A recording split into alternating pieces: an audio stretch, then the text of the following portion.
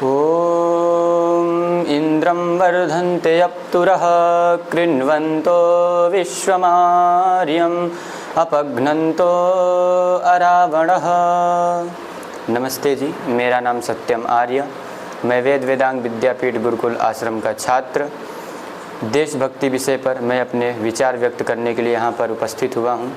सम्माननीय सभाध्यक्ष महोदय, मंचासीन मुख्य अतिथि महोदय, धर्म के अविनाशी धर्म प्रेमी सज्जनों एवं मेरे ज्येष्ठ कनिष्ठ भ्राताओं एवं संचालक महोदय, मेरा विषय देशभक्ति है जिस पे मैं अपना विचार व्यक्त करने जा रहा हूँ। आशा है आप सभी ध्यानपूर्वक सुनेंगे तथा मुझे प्रोत्साहित करेंगे।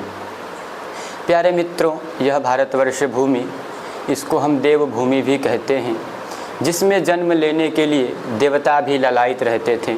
स्वर्ग और अपवर्ग, मोक्ष दोनों को प्राप्त कराने वाली इस धरा के ऋषि, महर्षि और ब्रह्म अर्थात वेद ज्ञान, ईश्वर का साक्षात करने वाला ब्राह्मण गुरुओं के चरणाविंद में बैठकर देश विदेश के लोग यहाँ पर शास्त्रों का ज्ञान लिया करते थे। तक्षशिला और नालंदा जैसे विश्वविद्यालयों में अनेक छात्र वहाँ पर बैठ कर के ज्ञान अर्जित किया करते थे और अपना अहोभाग्य समझते थे। मर्यादा पुरुषोत्तम श्री रामचंद्र और योगेश्वर श्री कृष्णचंद्र की क्रीड़ा स्थली यही रही है। भारतवर्ष देश का सौभाग्य है कि श्री कृष्ण जैसे धर्मात्मा, पुण्य आत्मा, तपस्वी, योगी, गणितज्ञ, नीतिज्ञ, वेदज्ञ, निरहंकारी तथा लोकहितकारी महापुरुष ने जन्म लिया। अपने बल से शत्रुओं का मान मर्दन करने वाले अर्जुन, भीम, हनुमान बालक, भरत, राजनीति के चतुर खिलाड़ी आचार्य चाणक्य, चंद्रगुप्त, मेवाड़ के गौरव महाराणा प्रताप जी एवं अनेक महापुरुषों ने इस धरा पर जन्म लिया और आज भी हम उनको याद करते हैं। आइए हम लोग भी मिलकर के देश के प्रति क्या हमारा कर्तव्य है उसको और ज़्यादा जान करके अपने जीवन को धन्य सा बनाएं और उन महापुरुषों के जैसा बनने का ज़्यादा से ज़्यादा प्रयत्न करें।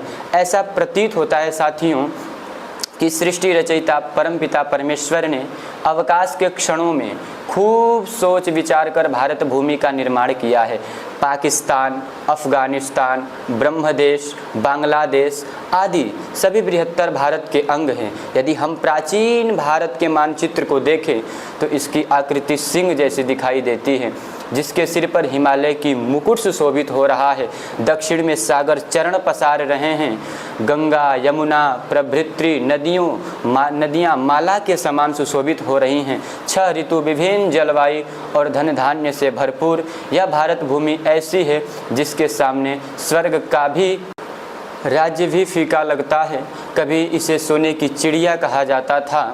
कहा गया है जननी जन्मभूमिश्च स्वर्गादपि गरीयसी, जन्म देने वाली माता और जहाँ हमारा जन्म हुआ है वह मातृभूमि स्वर्ग से भी महान है।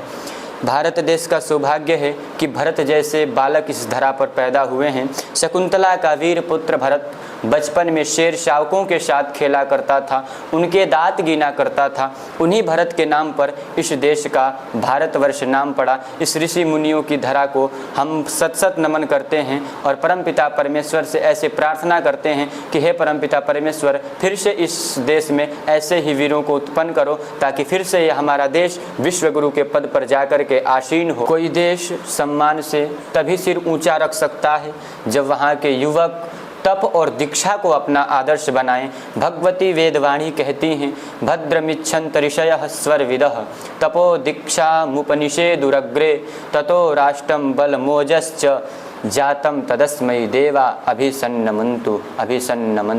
क्रांतिदर्शी मनुष्यों ने राष्ट्र को बलवान तेजस्वी बनाने के लिए तप और दीक्षा को प्राथमिकता दी। किसी अच्छे काम को करने में सुख दुख, मान अपमान, लाभ हानि की ओर ध्यान न देते हुए उसे पूरा करना तप, और जिस अच्छे कार्य का संकल्प लिया है उसे प्रारंभ करना दीक्षा कही जाती है। जिस देश की युवा शक्ति तपस्वी और दीक्षित होगी, वह देश निरंतर प्रगति पथ पर आगे ही बढ़ता चला जाएगा। वह देश निरंतर प्रगति पर आगे ही बढ़ता चला जाएगा।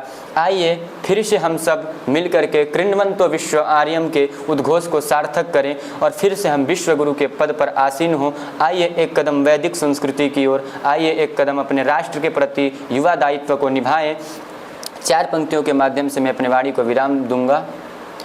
कागज की नहीं काठ की हम नाव चाहते हैं, हम तंग आ चुके हैं बदलाव चाहते हैं। माना कि हम अपाहिज हैं परंतु हौसला है हम में, माना कि हम अपाहिज हैं परंतु हौसला है हम में। वैशाखियाँ न दीजिए हम पाव चाहते हैं, वैशाखियाँ न दीजिए हम पाव चाहते हैं। धन्यवाद।